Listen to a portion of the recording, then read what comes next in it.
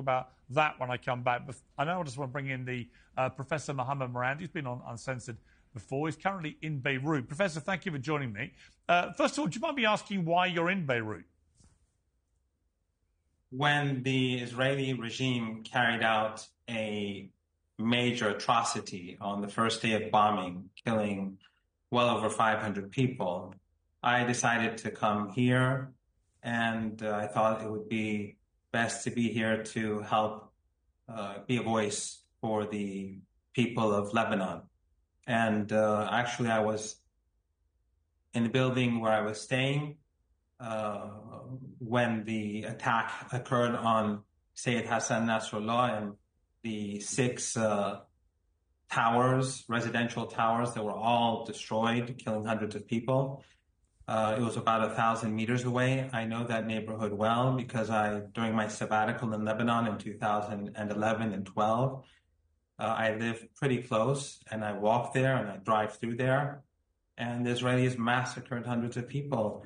And in the West, you don't stress that. I think there were 83 missiles, each 1 ton. And it's unbelievable how immoral the Western elite has become, that they're gloating over this attack.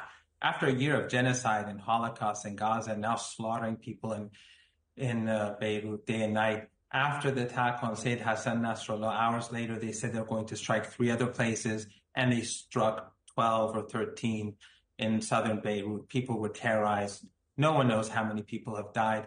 And this is, of course, the legacy of Western colonialism and the Israeli regime, an illegitimate regime. There's a paradox here. On the one hand, they are your chosen people. On the other hand, you're a secular Western political order. We don't know what to believe when it comes to the West.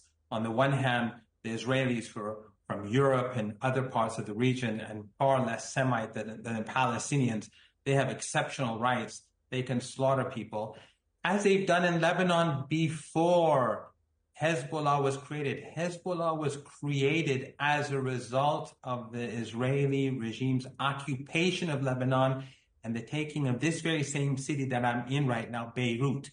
It was created as a result of the occupation. And they drove the Israeli regime out. And the Israeli regime, during the occupation in 1982, they and their allied militias, they slaughtered in a refugee camp pretty close to where I am right now. They slaughtered 4,000 people within 36 hours, up to 4,000 Palestinians and sub-Lebanese. So this genocidal behavior of the Israeli regime began far before Hezbollah was ever created. Okay, listen, I gave you a long chance there to respond because I'm genuinely interested in what you have to say, and I mean that. Hezbollah, as you know, along with Hamas, they are wedded to the destruction of Israel. And Hezbollah's response to October the 7th was to immediately unleash a lot of rockets at Israel in solidarity with what Hamas had done in Gaza. If you're the Israeli government and you've just been on the receiving end of one of the worst terror attacks of modern times, with 1,200 people killed, with nearly 7,000 more wounded, in an utterly horrific and barbaric series of attacks from up to 3,000 people coming over your border. And then the response in the north of your border is for Hezbollah to unleash a lot of rockets at you and then to carry on doing that for the next calendar year. At what point did you not think that Israel's going to respond? And whether you agree with what they've done or not, the military success, and I'll phrase that exactly as I've just phrased it, the military success of what they have achieved against Hezbollah in the last 10 days by the pager attacks on 3,000 members of Hezbollah, by taking out now the leader of Hezbollah and many other commanders, by taking out the Hamas leader in Lebanon. You cannot dispute the military success. And what I'm curious about with Iran is where is the response? You know, Iran helped create Hezbollah, helped train Hezbollah at the start. Iran has funded Hamas, funded the Houthis.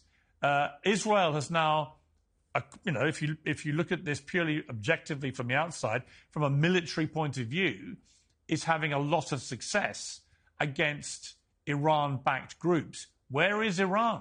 Why is it not responding?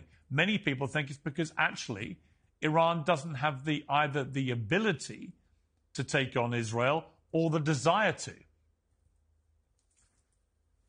First of all, I think that you have to keep in mind that from my perspective, the Israeli regime cannot respond legitimately because the regime is illegitimate.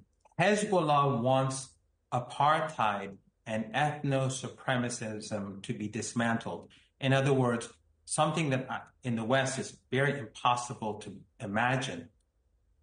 All human beings in Palestine. Well, it wants Israel destroyed. It wants the destruction of Israel. That is literally what is. They want the destruction of this racist political entity that carries out genocide and ethnic cleansing, and it has been doing so for 76 years. The very same people who carried out the Nakba, they raped and murdered and expelled people. Most of the people who are in Gaza are refugees. This is not a legitimate regime. Okay. But going back to my question, Professor, why is Iran not doing anything? The world is watching and the world is curious. Yeah, first of all, Iran will respond, have no doubt about that. And the Israeli regime will be punished. Second of all, Iran will continue to support the axis of resistance. And Israel has not had any military success. The Pagers was a terrorist attack. And it was actually an attack on the West, too, because these electronic devices from now on, those things that have been produced in the West or countries that are allied to the West, their supplies chains have been compromised.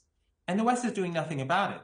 And I think lots of people are going to have second thoughts about buying any electronic devices from any of these Western countries or countries affiliated to the West. So the Israeli regime is doing no services to the West by carrying out these terror attacks. It's interesting that you phrase it. It's interesting you phrase it as a terror attack.